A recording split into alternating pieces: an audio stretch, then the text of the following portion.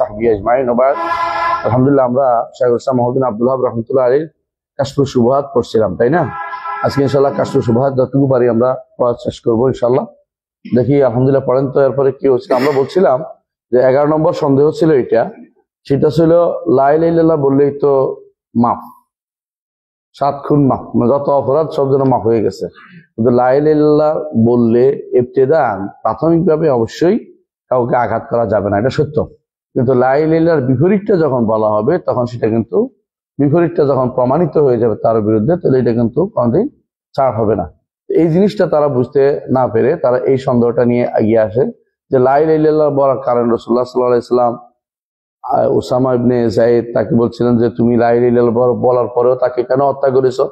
অনুরূপভাবে লা ইলাহা ইল্লাল্লাহ বলার পরে রাসূলুল্লাহ সাল্লাল্লাহু আলাইহি ওয়াসাল্লাম বলেছেন যে আমি তো মানুষকে নির্দেশিত হয়ে যাতে লা ইলাহা ইল্লাল্লাহ বলে তাদেরকে হত্যা করতে, যে ব্যক্তি লা ইলাহা ইল্লাল্লাহ বললে সে তো নিরাপত্তা পাবে ইত্যাদি। এই দুইটা সন্দেহ তারা বেচার করে কি জন্য? যে আমরা তো লা ইলাহা ইল্লাল্লাহ বলি, বা আমাদের যারা কবর পূজা করে কবর পিছনে ঘুরে তো লা ইলাহা ইল্লাল্লাহ বলে, লা ইলাহা ইল্লাল্লাহ দিয়ে তো সব সমস্যা চলে। আপনারা যারা লা ইলাহা ইল্লাল্লাহর কারণে তাকফির করতেছেন বা তাদেরকে আক্রমণ করতেছেন বা তাদেরকে হালাল উদ্যম মনে করতেছেন, এর কারণটা কি? এটা তারা বলতে চাচ্ছে। এটা জবাবটা আমরা বলেছিলাম যে দুইটা জবাব তিনি দিয়েছেন প্রথমেই, সেটা ঐতিহাসিক জবাব। একটা হচ্ছে রাসূলুল্লাহ সাল্লাল্লাহু আলাইহি ওয়াসাল্লাম যাদের বিরুদ্ধে যুদ্ধ করেছেন এবং যাদেরকে বন্দী করেছেন ইহুদিদের, এরা কিন্তু লা ইলাহা ইল্লাল্লাহ বলতো।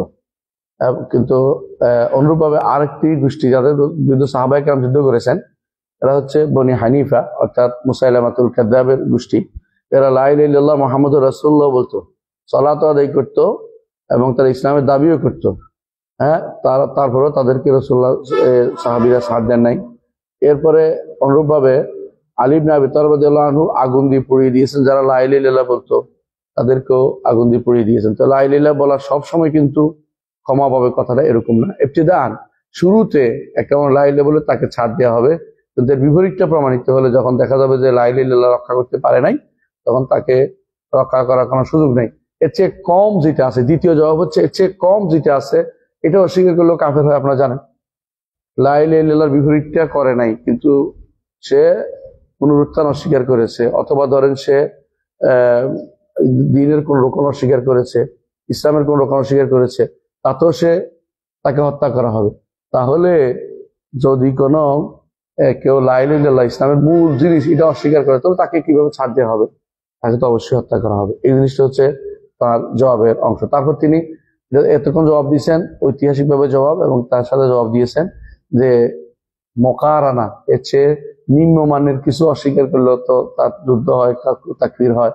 এরপর তিনি জবাব দিবেন, আরো জবাব দিবেন যেটা সরাসরি ওই দুইটা জিনিসের জবাব দিবেন, যেটা যে দুইটা সন্দেহতা নিয়ে আসছে যে ওসামা ইবনে যায়েদ রাদিয়াল্লাহু আনহু যখন লা ইলাহা ইল্লাল্লাহ যে বলছিল তাকে হত্যা করেছিল, রাসূল ইনকার করেছেন। আর অনুরূপভাবে লা ইলাহা ইল্লাল্লাহ অনুরূপভাবে যে সমস্ত হাদিসে এসেছে যে ব্যক্তি লা ইলাহা ইল্লাল্লাহ বলবে তাকে ছেড়ে দিতে বলে, সবগুলি একটা প্রেক্ষাপট আছে। কোন প্রেক্ষাপটে ছাড়তে হবে, কোন প্রেক্ষাপট তাকে ধরতে হবে, এটাকে জানতে হবে, নাহলে সব একরকম করা যাবে না। প্রাথমিকভাবে সে ছাড় পাবে, কিন্তু যখন বিপরীতটা মুতলাকান একদম স্থায়ীভাবে সব নিঃশর্ত সবসময় ছাড় পেয়ে যাবে, এটা কিন্তু ইসলামের উদ্দেশ্য না। এটা ওই সমস্ত লোকরাই বলে যারা ইসলাম সম্পর্কে আসলে জ্ঞান রাখে না, এটাই বলে। কারণ এটা বলার অর্থ হচ্ছে তারা কোরআন এবং হাদিসকে একটা একটা লাগিয়ে দেয়। আর আমরা আগেও বলেছি বাতিল কখনো তার বাতিলের পক্ষে কোনো বিশুদ্ধ দলিল দিতে পারবে না। যদি বিশুদ্ধ দলিল থাকে অবশ্যই সেখানে কি থাকবে? বাতিলের রদ থাকবে, বাতিলের প্রত্যাখ্যান থাকবে, বাতিলকে খণ্ডানোর সেখানে কোনো না কোনো এলিমেন্টস থাকবে। তো আমরা দেখবেন ইয়ার ভিতরেই আছে, প্রত্যেকটি কথার ভিতরেই সেখানে বিপরীতটা আমরা পাবো ইনশাআল্লাহ। যে পড়ি ইনশাআল্লাহ। وهؤلاء الجهلة مقرون أن من أنكر بحث كفر وقتل ولو قال لا إله إلا الله وأن من جحد شيئا من أركان الإسلام كفر وقتل ولو قالها فكيف لا تنفعه إذا جحد فرعا من الفروع وتنفعه إذا جحد التوحيد الذي هو أصل دين الرسول ورسول ولكن أعداء الله ما فهموا معنى الحديث معنى الحديث لم يفهموا। যেন বোঝা গেল যে উনিরা বলতেছেন যে এরা সব একমত যে কেউ যদি পুনরুত্থান অস্বীকার করে কাফের হবে কিনা, হবে।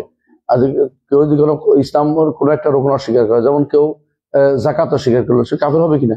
সালাত অস্বীকার করলে কাফের হয়ে যাবে, যদিও মুখে লা ইলাহা ইল্লাল্লাহ বলে, কালিমা লা ইলাহা বলে। তাহলে যদি কোনো ইসলামের একটা ফরজ অস্বীকার করার কারণে যদি তার সেটাতে তার হত্যা হয়, আক্রমণ হয়, তাহলে যে লা ইলাহা ইল্লাল্লাহ আসাসুদ্দিনের রাসূল, সমস্ত রাসূলদের দ্বীনের মূল জিনিস লা ইলাহা ইল্লাল্লাহ যদি কোনো তারা অস্বীকার করে, তাহলে সেটা তার জন্য কোন কাজে লাগবে? এটা হলো মূল কথা। ওয়ালাকিন আদাউল্লাহ, বরং আল্লাহ শত্রুরা বুঝে নাই লা ইলাহা ইল্লাল্লাহ অর্থে, যে হাদিস কি অর্থে আসছে এটা বুঝে না। হাদিসের অর্থ তিনি বলবেন। হ্যাঁ, পাম্মা হাদিস উসামা حديث أسامة رضي الله عنه فإنه قتل رجلا ادعى الإسلام بسبب أنه ظن أنه ما ادعاه إلا خوفا على دمه وماله. والرجل إذا أظهر الإسلام وجب الكف عنه حتى يتبين منه ما يخالف ذلك. وأنزل الله تعالى في ذلك: يا أيها الذين آمنوا إذا ضربتم في سبيل الله فتبينوا، أي فتثبتوا. فالآية تدل على أنه يجب الكف عنه والتثبت، فإن تبين منه بعد ذلك ما يخالف الإسلام قتل، لقوله تعالى فتبينوا. لو كان لا يقتل إذا قالها لم يكن للتثبت معنى. সুন্দর, মানে এমন সুন্দর উত্তর দিছে যে উসামা ইবনে যায়েদ রাদিয়াল্লাহু আনহু যে হাদিসটি, এখানে তিনি হত্যা করেছে এমন লোককে যে ব্যক্তি ইসলাম দাবি করেছে এবং সে মনে করেছে যে বয়ে ইসলামের কথা বলছে, সম্পদ এবং যান রক্ষার্থে, মাল এবং যান রক্ষার্থে, যান এবং মাল রক্ষার্থে সে ভয়ে আইলে বলছে। কিন্তু নিয়ম হচ্ছে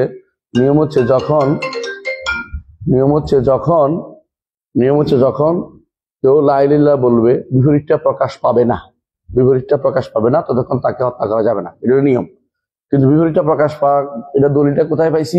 ওই ঘটনাতেই আল্লাহ সূরা নিসার 94 নম্বর আয়াতটি নাযিল করেছেন উসামা ইবনে যায়েদ রাদিয়াল্লাহু আনহু ঘটনাতে। সেখানে আছে ইয়া আইয়ুহাল্লাযীনা আমানু ইযা দারাবতুম ফি সাবিলিল্লাহি ফাতাবাইয়ানু অর্থাৎ ফাতাসাব্বাতু, হে ঈমানদারগণ, যখন তোমরা সফরে যাও, আল্লাহর রাস্তায় যুদ্ধ করো, তখন তোমরা তাসাব্বুত করো। তো তাসাব্বুতের দরকারটা কি ছিল? যদি কোনো লা ইলাহা ইল্লাল্লাহ বললেই যথেষ্ট হয়ে যেত। তাসাব্বুত করার দরকারটা কি ছিল? অর্থাৎ তাসাব্বুত মানে কি?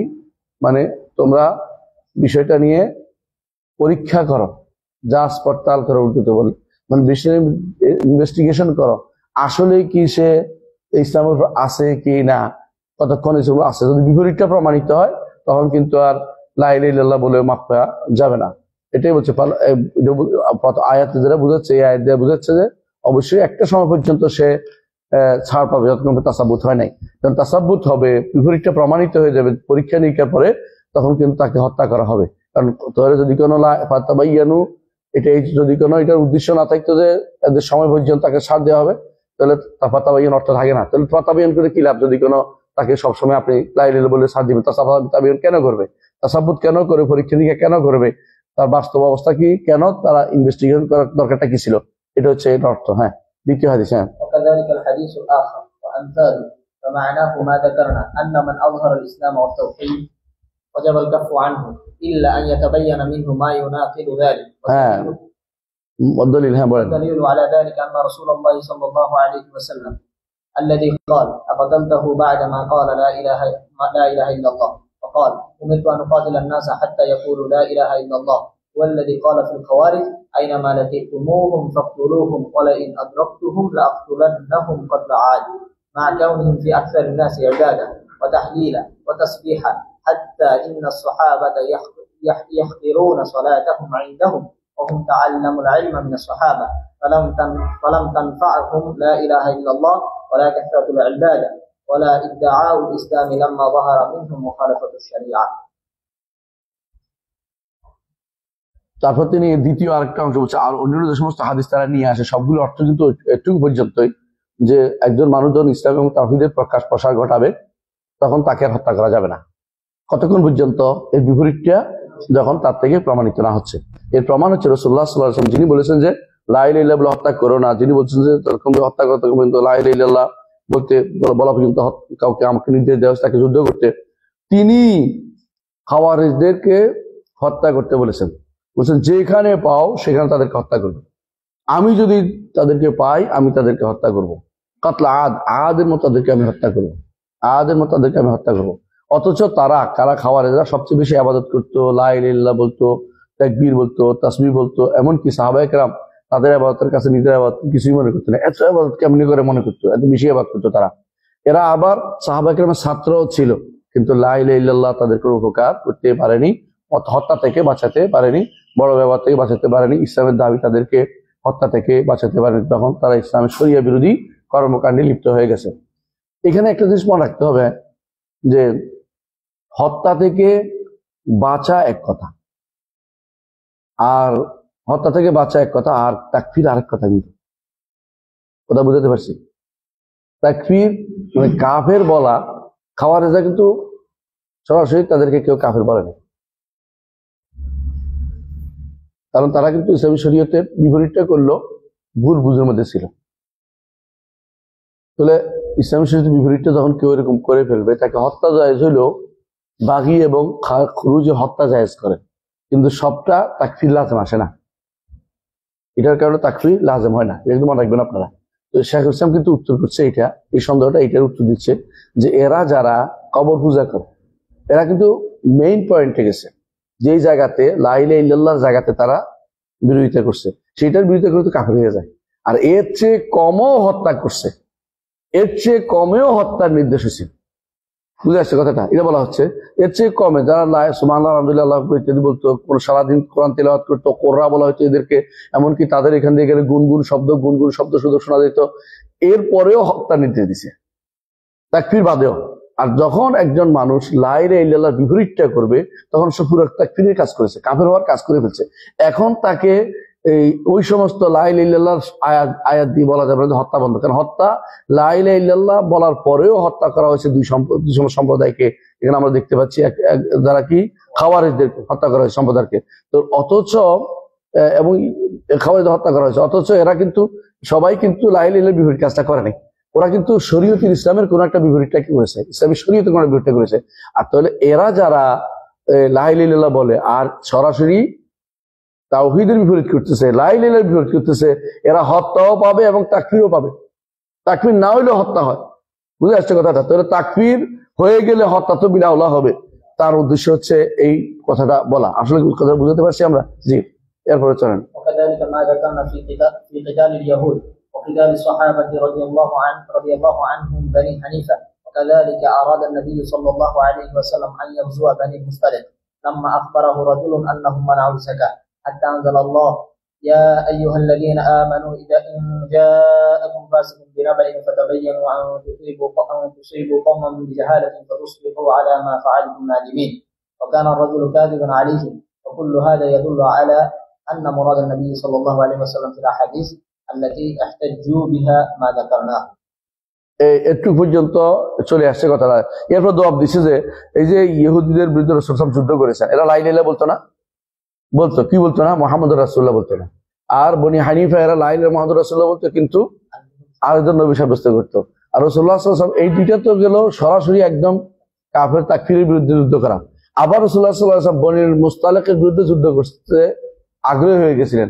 ওয়ালিদ ইবনে উকবা যখন সংবাদ দিলেন যে এরা জাকাত দেয়, জাকাত দিবে না, আমাকে হত্যা করতে উদ্যত হয়েছে, এই কথা শুনে রাসূল যুদ্ধ করতে উদ্যত হয়েছিলেন, যে যুদ্ধ করবো চাইছিলেন। কিন্তু পরে আল্লাহ আয়াত নাযিল করিয়া আইয়ুল্লাযিনা আমানু ইন জাআকুম ফাসিকুম বিনাবাইন ফাতাবায়ানু, যে মিথ্যা বলছে, লোকটা সত্য বলে নাই, এটা সঠিক কথা বলে নাই, যে ভয় ইচ্ছাকৃত না বুঝে ভুল করছে, তো আল্লাহ তাআলা নাযিল করলেন। কিন্তু রাসূলুল্লাহ সাল্লাল্লাহু আলাইহি ওয়াসাল্লাম যুদ্ধ করতে চেয়েছেন, কেন? এই যুদ্ধ কি আদর করার যুদ্ধ না মারা পর্যন্ত যুদ্ধ? মারা পর্যন্ত। তাহলে হত্যা করার বিষয়টা শুধুমাত্র একেবারে সব দিক থেকে মিলে সব রকমের কাফের কুফরি একত্র হওয়া জরুরি না। হত্যা করার বিষয়টা কখনো কখনো শরীয়তের কোনো একটা মৌলিক জিনিসকে অস্বীকার করলো, সেখানে শরীয়তের নিদর্শনকে অস্বীকার করলো, সেখানে হত্যা আছে। আর সেখানে যদি কেউ এর সর্বোচ্চ পর্যায়ে লা ইলাহা ইল্লাল্লাহর জায়গাতে বিপরীতটা প্রকাশ করে, তার জন্য হত্যা হবে না, এটা কোনোদিন গ্রহণযোগ্য কথা নয়। এটা বুঝাতে পারছি কথাটা? আলহামদুলিল্লাহ। তো আমরা 11 নম্বর সন্দেহটা আমরা শেষ করতে পারলাম, 12 নম্বর সন্দেহটা আমরা পূরণ করি। ولهم شبهة أخرى وهي ما ذكر النبي صلى الله عليه وسلم أن الناس يوم القيامة يستغيثون بآدم ثم بنوح ثم بإبراهيم ثم بموسى ثم بعيسى فكلهم يعتذرون حتى ينتهوا إلى رسول الله صلى الله عليه وسلم قالوا ما هذا؟ فهذا يدل على أن الاستغاثة শুভাতুল ইস্তেগাসা। এই ইস্তেগাসা কি তারা কি করছে, শুভাটা কিরকম? তারা উপস্থিত সক্ষম এবং তখনকার সময়ে জীবিত, এইটার উপরে অনুপস্থিত সক্ষম এবং অক্ষম, অনুপস্থিত অক্ষম এবং মৃতকে পাথর দিয়ে এবং কুমির দিয়ে, তাই না, ইস্তেগাসা করা কোনোটাই সমস্যা নাই, সব জায়েজ হয়ে গেছে। এটা জবাবটা অবশ্যই দরকার আছে, কারণ এটাকে পার্থক্য করতে তারা পারে না। যারা বেদাতি তারা সবকে একরকম মনে করে।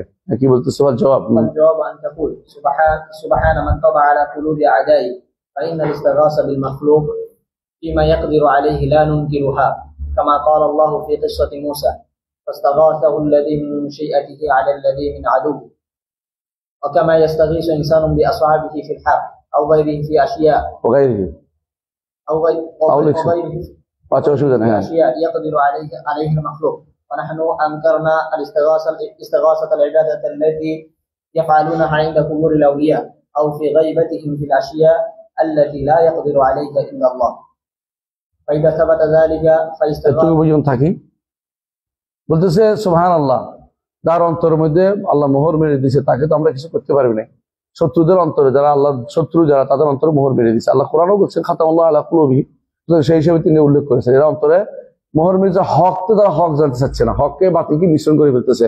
কারণ মাখলুক যেটা করতে পারে, সক্ষম আছে, উপস্থিত জীবিত, এদেরকে তো আমরা, এদের কাছে চাওয়া তো আমরা বলি না যে এটা অসম্ভব কিছু। আমি খাদে পড়ে গেছি, আমি বললাম যে উঠাও উঠাও উঠাও, এটা তো জায়েজ, এটা ওয়াজিব। নিজে এভাবে মরে যাওয়া তো উচিত না। হাত পা প্রক্ষালন করা, কিছু উল্টা পাল্টা করা, চিল্লি করা তো জরুরি, কারণ অন্তত আমি মরে যাচ্ছি, মরে যাওয়া তো মানুষ চিৎকার করে মরে। এটা অর্থ উপস্থিত কেউ আছে কিনা আমার উঠাও, এটা হলো উপস্থিত কারো কথা বলা হচ্ছে। অনুপস্থিত বললে সেখানে শিরিক হবে, কিন্তু অনুপস্থিত অক্ষম ব্যক্তিকে এইটার জন্য চাওয়া জায়েজ নাই। এরা কি করছে, সেই সময় তো রাসূলুল্লাহ সাল্লাল্লাহু আলাইহি ওয়াসাল্লাম উপস্থিত থাকবেন, তাই না? তার কাছে গিয়ে বলবে নাকি দূর থেকে বলবে? কাছে গিয়ে তার কাছে চাইবে নাকি দূর থেকে বলবে যে রসুল উদ্ধার করে, রসুল দূর থেকে শুনবেন না তারপর করে ফেলবেন? এই জাতীয় কথা তো হবে না। তারা এটা বলতেছে সম্পূর্ণরূপে মানে না বুঝার কারণে, যে ইস্তেগাসা কখন জায়েজ কখন জায়েজ না, এটার মধ্যে তারা পার্থক্য করতে পারতেছে না।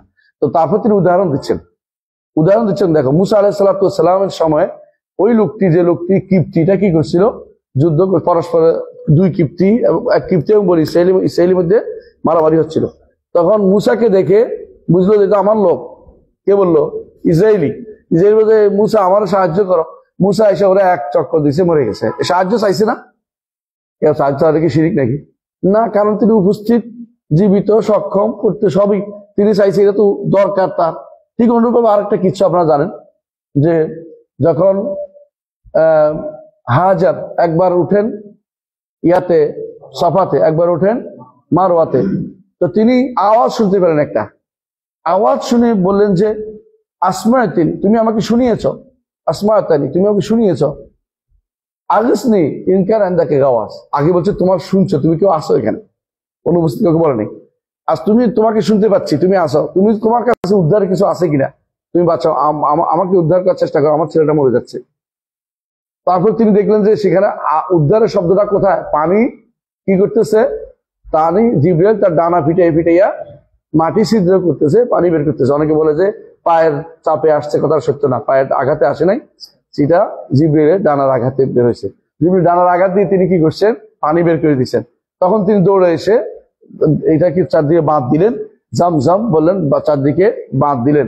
এই বাঁধ দিয়ে তিনি পানির ব্যবস্থাপনা আটকে রাখলেন, যে পানি যেন সারা না হয়ে যায়। রাসূলুল্লাহ সাল্লাল্লাহু আলাইহি ওয়াসাল্লাম বলেছেন যদি তিনি বাধা না দিতেন তাহলে এটা একটা প্রস্রবণ, একটা প্রবাহিত একটা নদীতে পরিণত হয়ে যেত।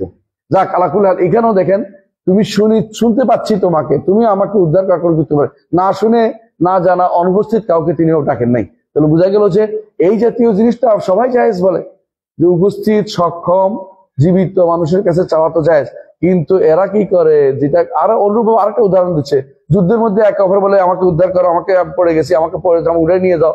হ্যাঁ, অনেক সময় যুদ্ধের মধ্যে একজন একজনকে উঠেই নিয়ে যায়, একজনকে সাহায্য করতে একজন এগিয়ে আসে। এইটা তো শরীয়তে নাজায়েজ করে নাই, কিন্তু এরা কি করে, নিষেধ করে কোনটা? আমরা নিষেধ করি, বরং কোনটা আমরা নিষেধ করি? ওই সমস্ত ইবাদত যেটা করে, কারা করে? আল্লাহ ওলিদের, যাদেরকে বলা হয় তারা ওলি বলে, এদের কবরের কাছে করে, নবীদের কবরের কাছে, অথবা তাদের অনুপস্থিতিতে করে, যেটা তারা কোনো মাখলুকের পক্ষে সম্ভব না, আল্লাহ ছাড়া যেটা কেউ করতে পারে না, অনুপস্থিতিতে, এটাকে আমরা অস্বীকার করি। তো এইটা এবং দুইটা একসাথে করে ফেলেন কেন আপনি? এটা একসাথে করার কোনো সুযোগ নাই। এখন যে বলে যে দুইটা একসাথে একই রকম, বলে একই রকম না, কারণ কোনো ব্যক্তি প্রমাণিত হয় নাই যাতে যে কেউ যে জিনিস আল্লাহ ছাড়া কেউ করতে পারে না এটা আল্লাহ ছাড়া কারো কাছে চাইছে, অথবা যে জিনিস অনুপস্থিতিতে তারা রাসূলুল্লাহ সাল্লাল্লাহু আলাইহি ওয়াসাল্লাম যোগে কোন উপস্থিতি দূর দূরান্ত থেকে রাসূলের কাছে কেউ আশ্রয় চাইয়া বসেছে এমন কোন প্রমাণ কেউ কোন দেখাতে পারবে না। বোঝা গেল যে এই জাতীয় জিনিসের দলিল দেওয়া হচ্ছে দুই মুতাফাররিকাইন, ভিন্ন দুইটাকে মুতাফাররিকাতের মধ্যে দুইটা কি করা হয়, এক করে ফেলা হুয়া কি করাত ইত্তিহাদুম বাইনা মুতাফাররিকাত, ভিন্ন দুইটাকে একসাথে করে ফেলা, ওয়া তাফরিকুম বাইনা মুতামাসিলাইন, এবং যদি কোনো এটা আলাদা না করা হয় তাহলে কি করা হবে, যদি আলাদা না করা হয় তাহলে আপনি এই জায়গাতে এই পার্থক্যকে এটা বুঝতে না পারলে তাহলে আপনি আলেমের দরজায় নাম লেখাতে পারবেন না। আলেমরা সবসময় কোথায় কি ওটা বলতে হবে একরকম করে ফেলে না, তারা বুঝে যে এইটার জন্য এটা, এই হুকুমের জন্য এটা, এইটা এই ঘটনা ঘটছে এটার হুকুম এটা, এই ঘটনা ঘটছে এটার হুকুম এটা, এখন সমস্তকে একসাথ করে ফেললে তো আলেমের দরজায় তারা পড়ে। এই জন্য তিনি এদেরকে জাহালা বলেছেন, এদেরকে তিনি আদা ও দিন বলেছেন, কারণ শত্রু, দিনের শত্রুতা তারা পোষণ করতেছে, দিনকে তারা বুঝে নাই, দিনকে অপাত্রে লাগিয়ে দিয়েছে, এখানকার ঘটনা ওখানে লাগিয়ে দিয়েছে। হ্যাঁ, তারপর পড়েন। إذا ثبت ذلك فاستغاثتهم بالأنبياء يوم القيامة يريدون منهم أن يدعوا الله أن يحاسب الناس حتى يستريح أهل الجنة من كرب الموقف، وهذا جائز في الدنيا والآخرة، وذلك أن تأتي عند رجل صالح حي جالس ويسمع كلاما فتقول له ادعوا الله لي، كما كان أصحاب رسول الله صلى الله عليه وسلم يسألونه ذلك في حياته، وأما بعد موته فحاشا وكلا أنهم سألوه ذلك عند قبره، بل أنكر السلف على من قصد دعاء الله عند قبره فكيف بدعائه نفسه। মাশাআল্লাহ, সুন্দর। শেষে বলছে যে এটা যদি এটা প্রমাণিত হয়ে গেল কোনটা, যে সালফে সালিহিন কখনো কবরদের কাছে, মাজারের কাছে কোনো কাছে যাইতেন না, চাওয়ার জন্য যাইতেন না, তো এটার মধ্যে পার্থক্য আছে, জীবিত এবং অজীবিতের মধ্যে, সক্ষম অক্ষমের মধ্যে, উপস্থিত অনুপস্থিতির মধ্যে পার্থক্যটা অবশ্যই করতে হবে। তখন বলতেছেন যে কিয়ামতের দিন যে চাওয়াটা হবে, এই চাওয়াটা তখনকার জীবনে জীবিত এবং তারা সামনে উপস্থিত এবং তারা করতে সক্ষম, এই জন্য তারা উদ্ধার চাইবে। এখানে তো কোনো আমাদের শর্তের কোনো ব্যাঘাত ঘটে নাই, কিন্তু এটা তো জায়েজ, দুনিয়াতেও জায়েজ, আখিরাতেও সেটা জায়েজ। হ্যাঁ, এবং দুনিয়াতেও জায়েজ কিরকম, একজন নেককার মানুষের কাছে আপনি যে বলবেন যে তার কাছে বসে যে আপনি জীবিত আছেন, আপনি আমার জন্য দোয়া করেন, তিনি দোয়া করবেন, তো এটা করতেই পারেন, তিনি তো আল্লাহর কাছে উদ্ধার কিছু করতেই পারেন, কারণ তিনি আপনার কথা শুনতে পায়। হ্যাঁ, তিনি আপনার কথা শুনতে পাচ্ছেন। এই রাসূলুল্লাহ সাল্লাল্লাহু আলাইহি ওয়াসাল্লামের সময় তারা এরকম আসতো, যেমন কি ইস্তিসকার জন্য আসতো, ইয়া রাসূলুল্লাহ সব ডুবে গেল, এটা হলো আল্লাহর কাছে আল্লাহ আমাদের বৃষ্টি দেয়, তিনি দোয়া করতেন বৃষ্টিতে, কিন্তু দূর দূরান্ত থেকে বলে নাই, হ্যাঁ বৃষ্টি সব আরম্ভ হয়ে গেছে, সব ডুবে যাচ্ছে, ওখান থেকে বলে দেয় নাই রসুলের উসিলায় আপনি আমার দেন, রসুলের ইস্তেগাসা করছি আল্লাহ আমার দেন, এটা কিন্তু বলে নাই। রসুলের কাছে আসছে, রসুলকে শুনিয়েছে, রসুল জীবিত দোয়া করতে পারতেছেন এমন অবস্থায়, কিন্তু রসুল যখন মারা গেছে সাহাবায়ে কেরাম কিন্তু একবারও তার কাছে দোয়ার জন্য আসে নাই, উদ্ধার কামনাও চায় নাই, এবং তাদের রাসূলুল্লাহ সাল্লাল্লাহু আলাইহি ওয়াসাল্লাম কবরকে কোন উদ্দেশ্য করে নাই। এখন একজন নিয়ে আসবে কি উদ্ভিদ ঘটনা নিয়ে আসবে, উদ্ভিদ ঘটনা বুঝেন, ইবনে কাসির উদ্ভিদ ঘটনা উল্লেখ করছে, এইটাতে কি খুশি বেদাতীরা, কিন্তু এই উদ্ভিদ ঘটনাকে রদ করেছে, এটা তারা দেখে না। উল্লেখ করার অর্থই এই নয় যে এই ঘটনা মেনে নিচ্ছে, বরং এটা বলে এই জন্য যে এই ঘটনা প্রচলিত আছে। উদ্ভিদ ঘটনা মোটেই শুদ্ধ না, বুঝে আসছে কথাটা, উদ্ভিদ ঘটনা মোটেই শুদ্ধ না, কারণ হচ্ছে উদ্ভিদ ঘটনা সনদ মিলে নাই, সনদ নাই, বুঝে আসছে কথাটা, উদ্ভিদ ঘটনা সনদ নাই, উদ্ভিদ ঘটনা এমন ঘটনা যে ঘটনা আসলে সনদ দিয়ে প্রমাণিত হয়নি। তো যেই ঘটনা আমরা সাধারণত হাদিস হইলেও সনদ খুঁজি, ঘটনার কেন সনদ লাগবে না, একটা হাদিস হইলেও সনদ খুঁজি, আর ঘটনার বুঝি সনদ বাদে চলে যাবে। তাহলে বোঝা গেল যে এই জাতীয় ঘটনা যারা বর্ণনা করে সনদ দিয়ে বর্ণনা করে নাই, এগুলি প্রত্যেকে ইউহকা বলা হয়ে থাকে, এরকম বলা হয়ে থাকে, একটা ঘটনা দিলেই এটা দিয়ে দলিল দেওয়ার কোনো সুযোগ নেই। কারণ শিরকের ব্যাপারে, ইস্তেগাসার ব্যাপারে এরকম দিনই দলিল দেওয়া, তারা কি বলছে তাও শোনেন। উদ্ভি এসে কবরের কাছে এসে বলছে, ইয়া খায়রা মান দুফিনাত বিল কারযুমাহু ওয়া তাবা মিন তুইবিহিনাল কার ওয়াল আকামু, হ্যাঁ নফসিল ফিদাউ লিকবরিন আনতা সাকিনু ফিহিল আফাফ ওয়াল জুদ ওয়াল কারাম, এটা বলছে, বলে তিনি ঘুমাই গেছে। বুঝছেন তো কথাটা, সে ঘুমাই গেছে, এত সোজা, আচ্ছা যাক ঘুমাই গেছে, ঘুম থেকে উঠে এখানে ঘুমানোর জায়গাটা কোন জায়গায়, এর মানুষ সারাদিন হাঁটে, আচ্ছা ভাই বলে যে এই সময় বোধ মানুষ হাঁটতে না, বোধ হয় সুযোগ পেয়ে গেছে ওখানে, এটা বলেই ঘুমাই গেছে, ঘুমতে স্বপ্নে দেখছে তোমার ক্ষমা করে দেয়, বুঝছেন তো, মানে এটা হলো স্বপ্নের কাহিনী যে অমুকে, তারপর সেই স্বপ্ন থেকে উঠে বলছে আমাকে স্বপ্নে দেখাইছে রসুল কি হয়েছে? ক্ষমা করে দেওয়া হয়েছে। এটা কি দিয়ে দলিল দেওয়া হয়েছে? স্বপ্ন দিয়ে। বুঝে না কথাটা? 2 নম্বর, এই ঘটনার কোনো কি নাই, সনদ নাই। 3 নম্বর হচ্ছে কতবি এই কাজ করলো, সাহাবায়ে কেরাম এত যুদ্ধ করলো, এত বিপদে পড়লো, কোনোদিনই কেউ আসলো না। আলী রাদিয়াল্লাহু আনহু এত বিপদে পড়লো, তিনি তারপর একদিনও আসলেন না, তাই না? ওসমান রাদিয়াল্লাহু আনহুর সময় এত বেদাল হইলো, ওসমান একদিন বলতে বলতে আমার একটু মসজিদে যাইতে দাও, হ্যাঁ, যাই আমি ইস্তেগাসা করে আসি কবরের কাছে, তাও করেন নাই। তাহলে বোঝা গেল এই জিনিসগুলো হচ্ছে বিভ্রান্তি ছাড়া কিছুই নয়। ইসলামে এটার কোনো অনুমতি ইসলামে নাই, যে একজন মানুষ যে অনুপস্থিত, অক্ষম এবং মৃত ব্যক্তির কাছে যাইয়া কি করবে, তার কাছে, তার কবরের কাছে গিয়ে কিছু চাইবে, অথবা তার নাম ধরে দূর দূরান্ত থেকে কিছু চাইবে। কবরের কাছে না গেলেও কিন্তু শিরিক হবে, বুঝলেন না কথাটা? দূর চাইবে, তারা প্রত্যেকে শিরিক ছাড়া কিছু করে না, শিরিক অবশ্যই করছে। সুতরাং যারা এই দুইটাকে একসাথে করে ফেলছে, এরা অন্য ঠিক কাজ করে না। অর্থাৎ কি, যিনি জীবিত, সক্ষম এবং উপস্থিত, এবং যেটা হচ্ছে মৃত, অক্ষম এবং অনুপস্থিত, এটাকে একসাথে করার কোনো সুযোগ নাই। এটা রাসূলুল্লাহ সাল্লাল্লাহু আলাইহি ওয়াসাল্লাম সাহাবীরা কোনোদিন করেন নাই। এইখানে এসে কেউ হয়তো বলতে পারে যে আরেকটা ঘটনা তারা উল্লেখ করে, একবার বৃষ্টি হচ্ছিল না, তো তারা কি করছে, রসুলের কবর উপরে কি করছে, সাল খুলে দিছে, এমন সময় বৃষ্টি হয়েছে। এটাও ডাহা মিথ্যা কথা, কারণ রসুলের কবর উপরে তখন এরকম ছিদ্র ছিল না যে এটা খুলে দিবে, এটাও ডাহা মিথ্যা কথা। কারণ তখন রসুল এটা ঘর ছিল, আয়েশা রাদিয়াল্লাহু আনহার ঘর ছিল, এখানে কোনো সালের ছিদ্র হওয়ার কোনো কিছু নাই। এখনকার সময় এটা উপরের দিকে কি হয়েছে, গম্বুজ হয়েছে, উপরের দিকে খালি হয়েছে, তখন এটা সার্ভার মতো ছিল, এখানে উপরের দিকে কিছু মানে। এই ঘটনা তারা কি করছে, আধুনিক দিয়া পুরাতন ঘটনাকে মিল করে ফেলেছে, মিথ্যা কথা সাব্যস্ত করতে যাচ্ছে। বরং এর চেয়ে শক্তিশালী হচ্ছে, একবার বৃষ্টি হয় নাই, ওমর রাদিয়াল্লাহু আনহু কি করেছেন, আব্বাস রাদিয়াল্লাহু আনহুকে নিয়ে গেছেন যে আপনি আল্লাহর কাছে দোয়া করেন, উপস্থিত, জীবিত, সক্ষম, যে আপনি আল্লাহর কাছে চান আল্লাহ যেন আমাদের বৃষ্টি দেয়। তিনি চাইছেন, আল্লাহ বৃষ্টি দিছে, কিন্তু তিনি একবারও আসেন নাই কবরের কাছে, বৃষ্টি হয় না। ইয়া রাসূলুল্লাহ, বৃষ্টি হইতেছে না, আপনার উম্মত শেষ হয়ে গেল, আপনি কই, একবারও তো বলেন নাই। মানে এটা বলার নিয়ম নাই, ইসলামের শিরক এটা। ওরা বুঝতেন এটা, এই জন্য এই কাজটা তারা করেন নাই। আশা করি বুঝছো, তাই না? এরপর একটা চলে 12 নম্বর না 13 নম্বর, 13 নম্বর এরপর জি। ولهم شبهة أخرى وهي قصة إبراهيم عليه الصلاة والسلام لما ألقي في النار اعترض له جبريل عليه الصلاة والسلام في الهواء فقال ألك حاجة؟ فقال إبراهيم عليه الصلاة والسلام أما إليه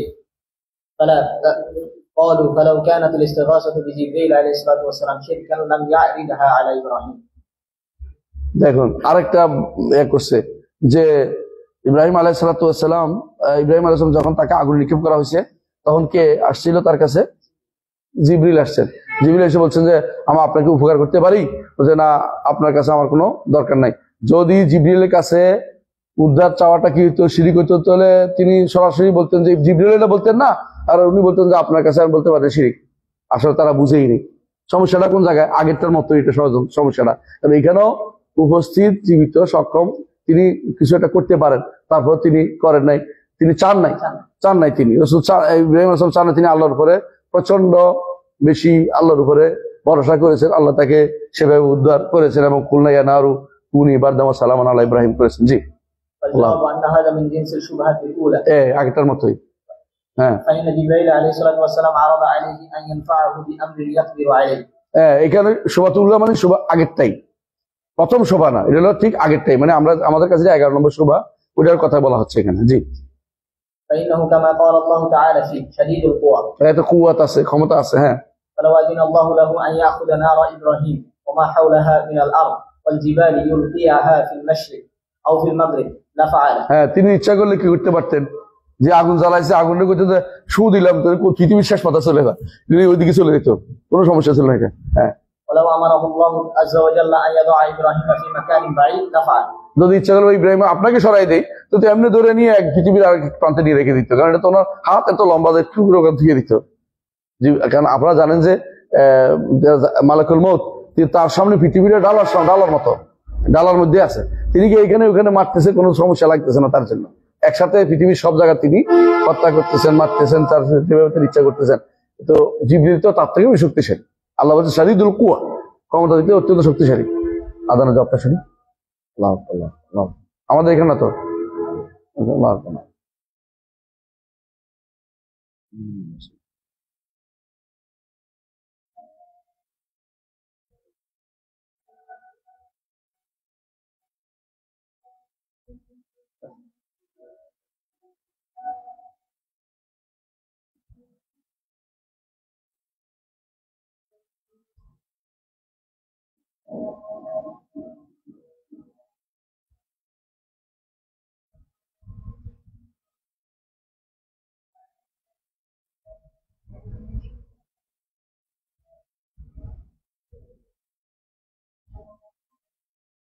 আল্লাহ